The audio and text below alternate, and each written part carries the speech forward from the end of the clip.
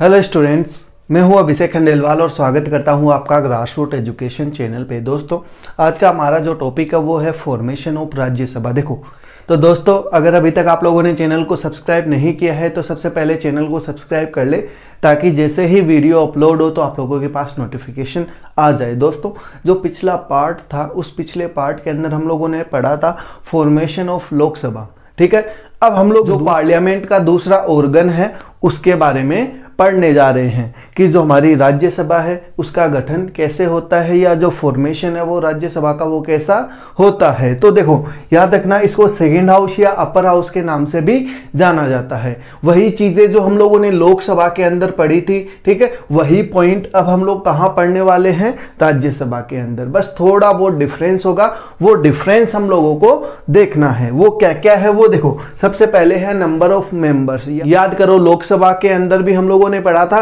कि उसके कितने मेंबर होते हैं, वैसे ही राज्यसभा के भी नंबर ऑफ मेंबर्स कितने होते हैं। तो अकॉर्डिंग टू द सेक्शन 80 जो मैक्सिमम नंबर है, ठीक है, वो कितने हो सकते हैं, 250। कितने हो सकते हैं, 250 हो सकते हैं। ठीक है, और 8% में जो सिचुएशन है वो क्या है, 245। ठीक है, उसमें से 233 तो कहां से आते हैं, स्टेट के द्वारा। और याद रखना, इसमें जो वोटिंग होती है लोकसभा के अंदर तो डायरेक्टली होती थी और यहां इनडायरेक्टली वोटिंग होती है।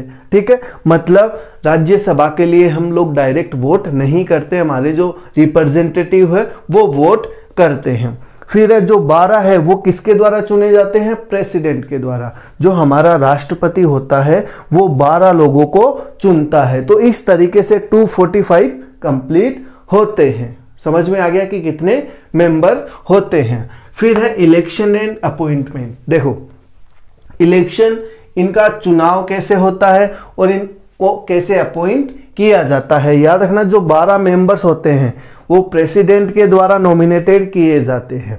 अब वो 12 मेंबर कौन कौन सी फील्ड के एक्सपर्ट हो सकते हैं, expert in field of art, literature, science, social service और भी बहुत सारे फील्ड से रिलेटेड हो सकते हैं। ठीक है, जो 12 मेंबर यहां चुने जाएंगे ना वो इन फील्ड के एक्सपर्ट हो सकते हैं। ठीक है, फिर है rest of elected indirectly elected by people. याद रखना, मैंने क्या बोला, जो 233 है वो किसके द्वारा चुने जाएंगे, स्टेट्स के द्वारा, लेकिन इनडायरेक्टली इलेक्टेड, इनडायरेक्टली चूज किए जाएंगे। फिर है members state legislative assemblies by the process of single transferable vote and proportional representation. इसके अंदर जो मेंबर है वो कैसे चूज किए जाएंगे वो लिख रखा है कि जो आपकी स्टेट लेजिस्लेटिव है, ठीक है, जो राज्य व्यवस्थापिका है, उसमें उसकी प्रोसेस के द्वारा, ठीक है, सिंगल ट्रांसफरेबल वोट सिस्टम के द्वारा प्रोपोर्शनल रिप्रेजेंटेशन आधार पे जो मेंबर है उनको चुना जाता है। एक सिंपल सी लैंग्वेज में आप लोगों को समझाता हूं कि जो इसके मेंबर है वो कैसे चुने जाते हैं। हम लोग जो एमएलएज वगैरह होते हैं उनको चूज करते हैं।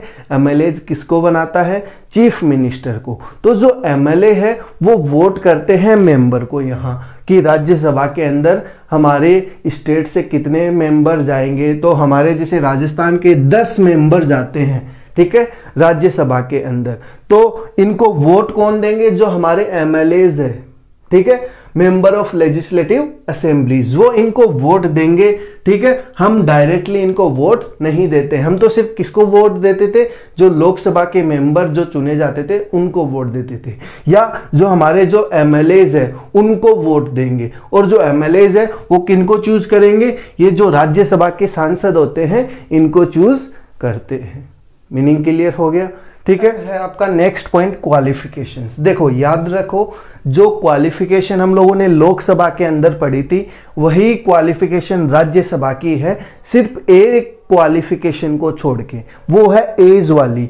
वहां हम लोगों ने पढ़ा जो लोकसभा है उस लोकसभा का मेंबर बनने के लिए जो मिनिमम एज है वो कितनी होनी चाहिए, 25 या उससे ज्यादा। और यहां बस एज चेंज हो जाएगी, यहां कितनी होनी चाहिए, 30 ईयर।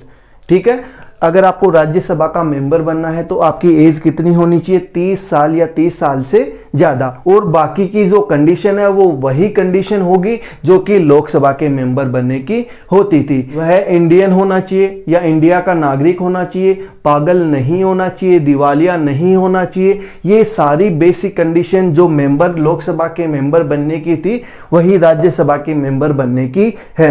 मैंने लिख रखा है कि rest of the qualification are the same as those required for members of the Lok Sabha. अगर आप लोगों के क्वेश्चन आता है फॉर्मेशन ऑफ लोकसभा तो आप पूरी क्वालिफिकेशन लिखोगे, ठीक है, कौन सी जो लोकसभा की थी, सिर्फ एज को वहां आप कितना कर दोगे, 30 कर दोगे और बाकी वही लिखोगे, ठीक है। ये मैंने सिर्फ समझाने के लिए लिख रखा है, ठीक है। तो आई होप ये तीनों पॉइंट आप लोगों के क्लियर हो गए होंगे, ठीक है। इसके और पॉइंट्स भी अभी हम लोग पढ़ने वाले हैं, ठीक है। अगर इन 3 पॉइंट्स में कोई भी डाउट है तो आप हमें कमेंट के माध्यम से पूछ सकते हैं। कुछ और चीजें हम लोग पढ़ लेते हैं फॉर्मेशन के अंदर। देखो टेन्योर, हम लोगों ने पढ़ा था कि लोकसभा का जो कार्यकाल होता है, उसके मेंबर्स का जो कार्यकाल होता है या जो टेन्योर होता है वो 5 साल का होता है। वही यहाँ राज्यसभा के अंदर ये चीज चेंज होके कितने साल हो गई, 6 साल, ठीक है। याद करो कि जो लोकसभा है, ठीक है, उसको हम लोग क्या बोलते थे, टेम्परेरी हाउस, और इसको क्या बोलते हैं, परमानेंट हाउस। मतलब इसको कभी भंग नहीं किया जा सकता। फिर क्या लिखा है, 1/3 of its retire after every 2 year and the same number of new members assume office. याद रखो कि इसके 1/3 मेंबर हर 2 साल के बाद रिटायर होते हैं और उतने ही नए मेंबर हर 2 साल के अंदर आते हैं, ठीक है। हो गया टेन्योर के बारे में। फिर है salary allowances and other facilities. जो लोकसभा के मेंबर को मिलती थी वही सेम फैसिलिटीज, सैलरी अलाउंसेस और फैसिलिटी किसको मिलती है, राज्यसभा के सांसद को मिलती है। क्लियर हो गया। फिर है ऑफिसर्स। हम लोगों ने वहां क्या पढ़ा था, स्पीकर और डिप्टी स्पीकर या डेप्यूटी स्पीकर होता था, वही वहां स्पीकर होता था और यहां कौन होगा, एक्स ऑफिसो चेयरमैन। और याद रखना यहां जो चेयरमैन होता है वो फिक्स होता है। जो हमारा वाइस प्रेसिडेंट है इंडिया का वो हमारा क्या होता है, एक्स ऑफिसो चेयरमैन। इसमें फिक्स है कि हमारा जो उपराष्ट्रपति होता है वो इसका क्या होता है, पदेन सभापति, ठीक है। जो मेन होता है वो कौन होता है, वाइस प्रेसिडेंट ऑफ इंडिया, ठीक है। और जो जितनी भी मीटिंग्स वगैरह कंडक्ट होती है वो कौन करता है, वाइस प्रेसिडेंट, ठीक है। फिर 1 डिप्टी स्पीकर या डेप्यूटी स्पीकर चेयरमैन जो होता है, ठीक है, वो मेंबर्स में से चूज किया जाता है, ठीक है। याद रखना मैंने आपको जो चीज बताई थी कि अगर ये एब्सेंस है तो इसकी एब्सेंस में कौन काम करेगा, जो डिप्टी स्पीकर चेयरमैन है वो काम करेगा। मान लो अगर ये नहीं आया तो इसके एब्सेंस में कौन काम करेगा, जो डिप्टी स्पीकर है वो, ठीक है। और डिप्टी स्पीकर किन में से चूज किया जाएगा, जो राज्यसभा के जो मेंबर हैं उनमें से ही चूज किया जाएगा। और वाइस प्रेसिडेंट ये तो पहले से डिसाइड होगा, ये तो थ्रू वोटिंग चूज होता है, ठीक है। तो इसका जो चेयरमैन है वो वाइस प्रेसिडेंट ऑफ इंडिया होता है, ठीक है। वहां कौन कौन होते थे, वहां होता था स्पीकर और डिप्टी स्पीकर, यहां होंगे चेयरमैन और deputy speaker chairman. Meaning clear हो गया, ठीक है। देखो थोड़ा बहुत डिफरेंस है फॉर्मेशन ऑफ लोकसभा और राज्यसभा के अंदर जो मैंने आप लोगों को बता दिया है। अगर आप लोग दोनों वीडियो देखोगे और उनको लिखोगे और उनको याद करने की कोशिश करोगे तो आपको साफ डिफरेंस पता चल जाएगा इन दोनों हाउसेस के बारे में, ठीक है। तो ये 2 जो ऑर्गन थे हमारे पार्लियामेंट के वो कंप्लीट हो गए हैं। कुछ और जो चीजें हैं इनके पावर्स वगैरह उनका हम लोग नेक्स्ट वीडियो के अंदर कवर करने वाले हैं। तो दोस्तों आई होप जो फॉर्मेशन ऑफ राज्यसभा है वो आप लोगों का क्लियर हो गया होगा। फिर भी अगर कोई डाउट रहता है तो आप हमें कमेंट के माध्यम से पूछ सकते हैं। तो दोस्तों ये वीडियो कैसा लगा हमें कमेंट करके जरूर बताएं। तो दोस्तों अगर वीडियो अच्छा लगा हो तो वीडियो को लाइक करें, चैनल को सब्सक्राइब करें और दोस्तों के साथ शेयर जरूर करें। Thank you.